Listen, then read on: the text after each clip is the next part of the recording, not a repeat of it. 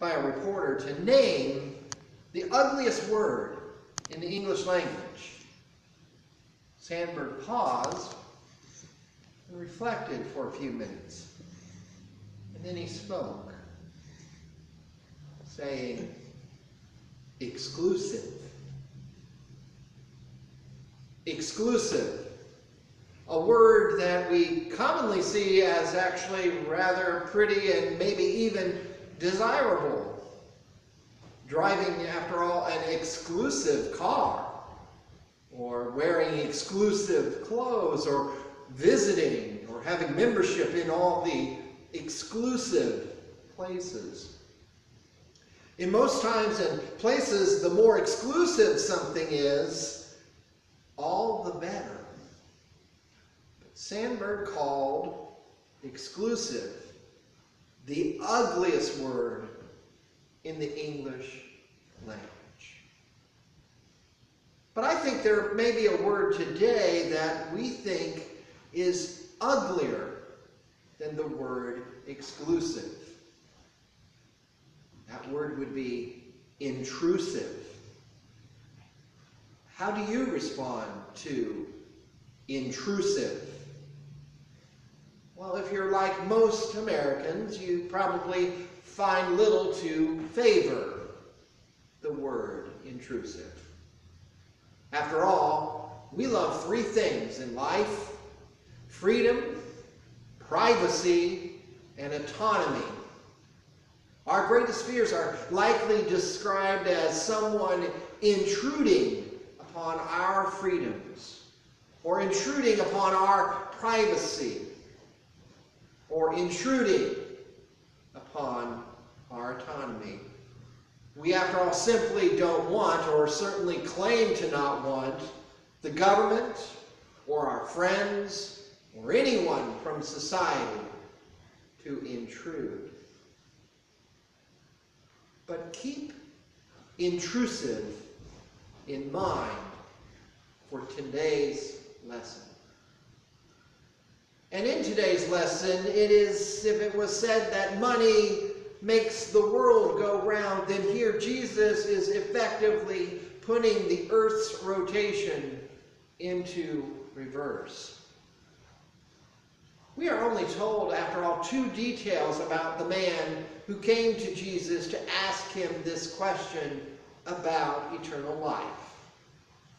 He is a man, and he has many possessions. And the question is one we all actually ask from time to time. What must be done to receive eternal life? To begin to answer that question, Jesus quotes some of the commandments. Now, exactly 6 of them, to be precise. And in response, the young man not only knows these 6, but has been obedient to them since his youth. I'm not sure that many of us here can remember 6 out of the 10 commandments, let alone claim to say we've kept them since childhood. And it is only here in all of the scriptures where Jesus is explicitly described as loving someone. And it is to this man who has no name in the story, the man with many possessions. For it's not possessions that exclude the man from being loved by Jesus.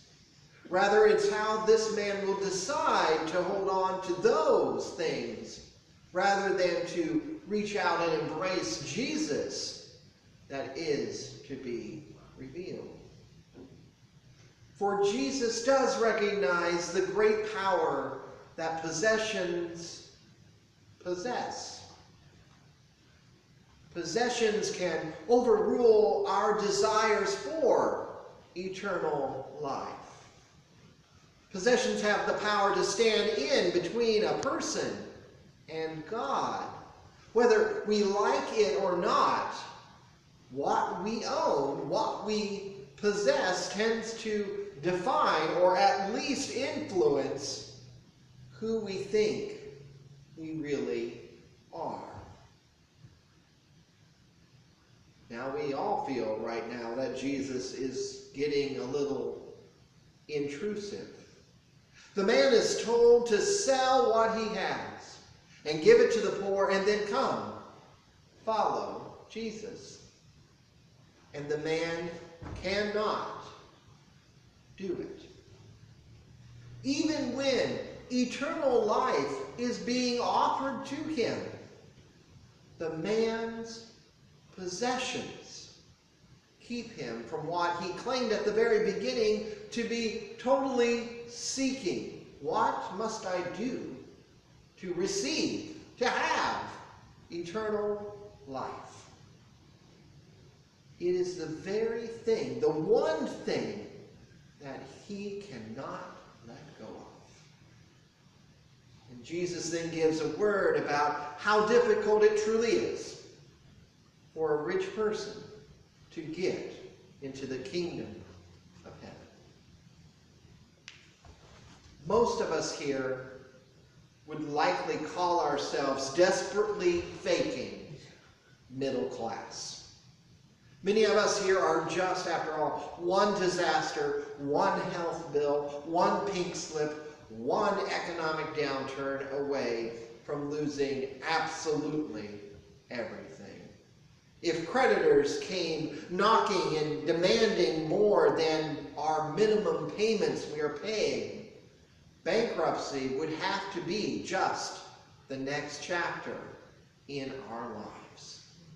Losing our homes and finding ourselves asking for social service agencies like Dove Incorporated for emergency housing. Our illusions of grandeur are basically held up by a deck and a house of cards, probably made of plastic with labels of Visa, MasterCard, American Express. That carefully choreographed arrangement of plastic cards and bill statements that just one bump of the economic escalator, and all of it would go away, and we would be in financial oblivion. So is this text really just all about money? Well, yes, and also no. It's not exclusively, there's that word that Sandberg didn't like. It's not about money only, but rather that larger problem that we actually struggle with but don't recognize as a struggle. Idolatry. The man isn't sinful because of his wealth, but rather it's the value that the man has put upon his possessions that was above the relationship he claimed to be seeking with God. This is what makes idolatry so hard to recognize and so easy for all of us to fall into, because it doesn't feel consequential. It doesn't appear to be all that wrong. Yet it has the power. It absolutely has total power to stand in the place of our relationship with God. Whatever we put our trust into to save us is really, truly our God. Whether that power is power itself, or beauty, or talent, or intelligence, anything, and anyone for that matter, can easily become that trusted friend and companion that takes all of our heart and robs us of our own soul. For after all, we are more comfortable in talking about our sex lives in public than our finances with a registered accountant. What stands in the way between you and God. It is said that when the Crusaders, those Knights of the Cross, came to be baptized before they went off and left for the Crusades, that they were baptized everything of their body except the hand. The hand that would wield the sword they would use in the war.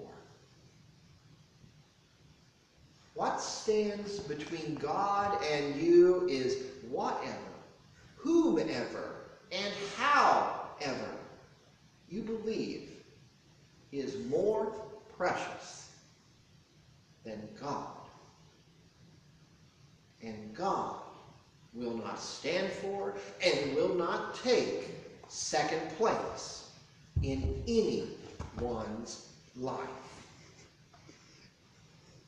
The man was loved by Jesus. He obeyed 6 out of the 10 commandments. Yet the man could not relinquish what was required to follow. The one who doesn't puff himself up, the one who doesn't do those things, but rather pours himself out. But the man would rather keep his possessions until those possessions were taken from him. Because that is truly one of life's truths. That which we keep will eventually be taken away. That which we give, however, can never be repossessed. Living for others can make the quality of your life truly improve. It is common in our times and season to hear this refrain: I need to downsize. I have too much stuff. 50 years ago, there wasn't even a storage unit industry. But now we have an entire economy based on the fact of paying someone to keep stuff in a place for things that we likely live most of the year without even remembering or giving thought to it. But give that good stuff away that's been in storage for 5 years? Oh, no, you're now getting a little intrusive, Pastor. Jesus wants us to experience the fullness of joy that is only possible with the right order of things. First, seeking the unlimited resources available from God alone, and then recognizing the limitation of the resources available at the present moment. We can know the price of everything, and yet not the value of nothing. Those who put their eternal life on the first place ticket items of the present time will find themselves without in the time to come. Those who put their eternal life in action in this present time will find unlimited resources in the time to come. What must we do to inherit eternal life? We first seek the last rather than the rush to be first in this world. Now, it may require God to intrude in places and habits we'd rather no one know or even see. God's upside-down kingdom is not a rat race to the very top, but God's upside-down kingdom is rather a place where the last become first, and the first become last. Which direction are you really going? Amen.